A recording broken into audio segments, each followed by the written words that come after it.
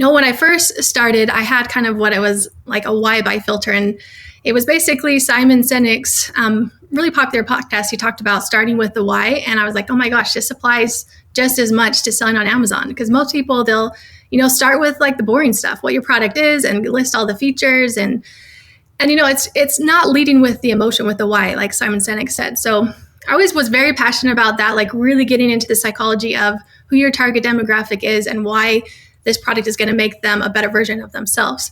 So then it kind of grew into this filter acronym, my framework. And so the F stands for frictionless. And, people don't have big attention spans, as you know. And so when they're looking at your listing before they even click, and then after they click, is there anything on that listing that's going to make them bounce really fast? And then I is identity, and this ties into the why, is really knowing your target demographic. So moving into the L, which stands for lifestyle.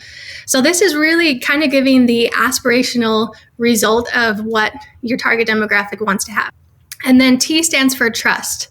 So again, this is so important to build credibility, not only just with reviews, but again, having the content that they want to see. So again, it ties into the frictionless and the F of having, the sizing guides, having a really high quality listing is going to build trust. It's going to build value. Like, this is a premium brand that I know I can trust with my money.